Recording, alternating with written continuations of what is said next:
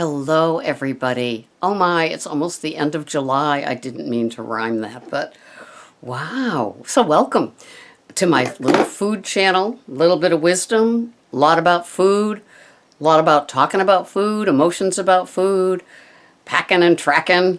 We do it all here. But mostly we talk about how food affects us and how we stay away from the old behaviors and why we have those old behaviors come out of nowhere and make us want to eat the entire buffet table or everything in the fridge. It's real easy to overeat. I overate vegetables last night. I did. And I knew.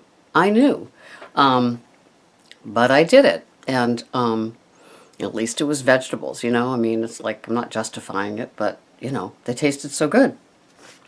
So here we are.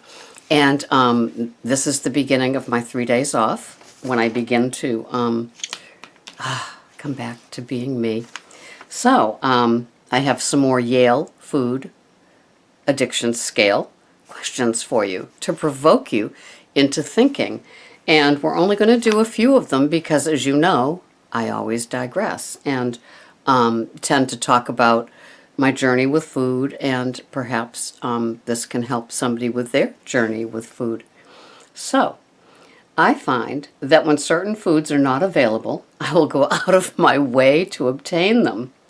For example, I will drive to the store to purchase certain foods even though I have other options available to me at home. They've been watching me.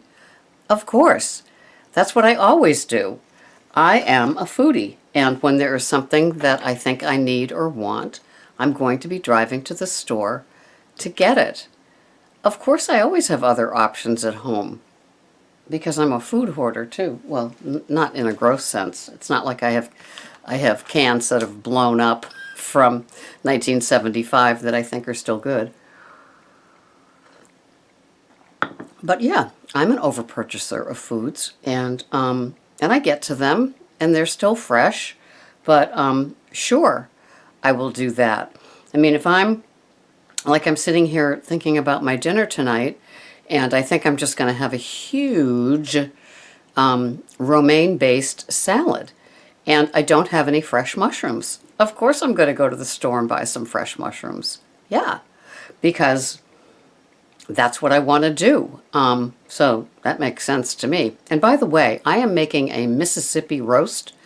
I have a Nature's Promise from Stop and Shop chuck roast that has been in the freezer. I bought it last winter because you won't see roast type things in the middle of the summer. And it calls for a packet of au jus and a packet of ranch. And one of them has wheat in it. And I'm still going to use it,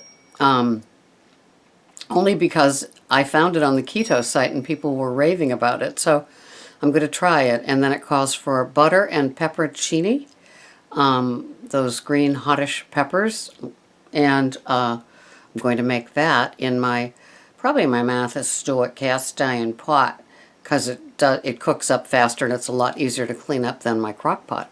But yeah, that's what I'm going to be cooking. I've got the spaghetti squash to make my fettuccine alfredo, so I'm kind of excited. And of course, I digressed. So yes, I will be going out today to get those mushrooms. Wouldn't you? I mean, yeah. So if that qualifies me as having a food addiction, I guess so. There have been times when I consumed certain foods so often in large quantities that I started to eat food instead of working, spending time with my family or friends, or engaging in other important activities or recreational activities I enjoy. Well, I mean, I didn't miss work because I was eating, but I certainly get to work some mornings and I look over at what I'm going to have for lunch and I get excited about it and kind of look at how many hours I have to go. Yeah, I don't think that's going to go away, but I'm not missing work, and there have been times, I know, back when I ate sugars and grains, that my eyes, it's kind of like the dog focused on the owner that's eating. that might feed him from the table, and so he's gotten used to that there could be a goodie that comes his way, so he kind of hangs there. I kind of become that, or I did become that with grains and desserts. I would have my eye on this cake, and it's like, are they ever going to cut it? And we would go to my grandchild's birthday party, and the kids were having so much fun on doing whatever they were doing at the birthday party. They could care less about happy birthday to you cake cutting. And we're just looking at each other wondering when they're ever going to get to this darn cake. And it became a joke for Greg and me that we would leave these parties before the cake was even cut, because it was like 4 hours later and they were still happy with their slip and slide and or their bouncy things. So yeah, I know the laser focus on the food, but I'm not missing work because of it. And then this will be the last one. There have been times when I consume certain foods so often in such large quantities that I spent time dealing with negative feelings from overeating instead of working, spending time with my family or friends, or engaging in other important activities or recreational activities that I enjoy. Sounds like the same sentence, doesn't it? But this is the emotional part, that after I spent all that time eating, I spent so much time with the self-loathing, the self-disgust, the almost envying somebody that would put their finger down their throat because I knew that I couldn't do that. Yeah, I know that feeling. And yet not being able to stop. I'm very familiar with that feeling and the emotional hangover that lasts into the next day and all the games that my head would play with me. Yeah, I'm not going to eat anything today. That's it. I've got enough food in my belly. I'm not going to eat anything today because of yesterday. And, that's, to me, that was my food addiction bargaining with me. And that's not healthy. So last night, even though I overate too many vegetables, true confession, today I'm going to still have my bulletproof coffee. I'm still going to have my breakfast for lunch, around 10:30, 11. I'm going to have eggs and that all-natural sausage that I showed in a food thing. And I'm going to have 1 ounce of grapes and a half of a peach for my fruit. And for dinner tonight, I will have that nice big salad with bacon crumbles and nuts and avocado and peppers and cauliflower crumbles and chopped organic peppers and feta cheese. It'll be delicious. It'll be perfect. It's summer. That's what I'll do. But, I'm not going to not eat because I had too many vegetables last night. That's insanity for me. And I can get insane about food, and I don't want to be insane about food. I just want to, I will never have normal thoughts.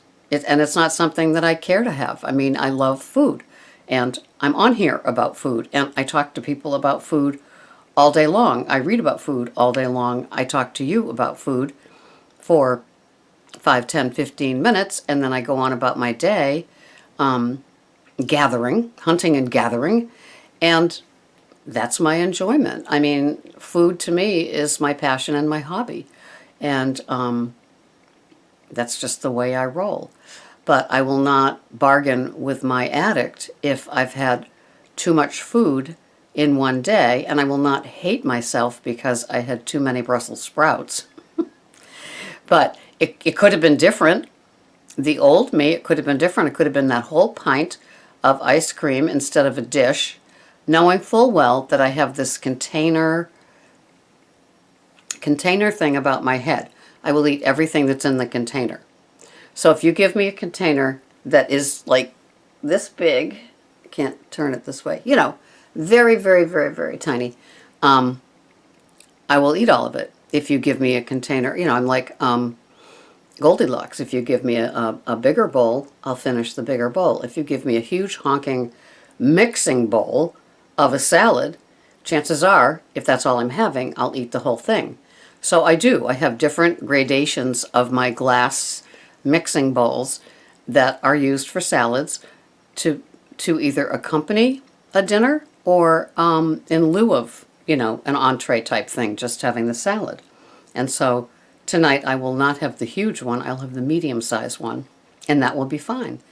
And that's what works for me, and that's what we learn as we go along. You don't have to be almost 66 to learn what works for you. You can listen to me and other people and follow your gut and your head and listen to it all before you eat, during eating, and after eating to say, well, did I need that big of a portion? Maybe not. And even if it was weighed and measured and legal as far as your tracking goes, could it have been 1 or 2 ounces too many of something? Just saying. So, this has been Sarah, Pearls of Wisdom and Food, with yet another 3 questions for you to think about during the day. Thank you, Yale and Dr. Kelly Brownell. See you next time. Bye-bye for now.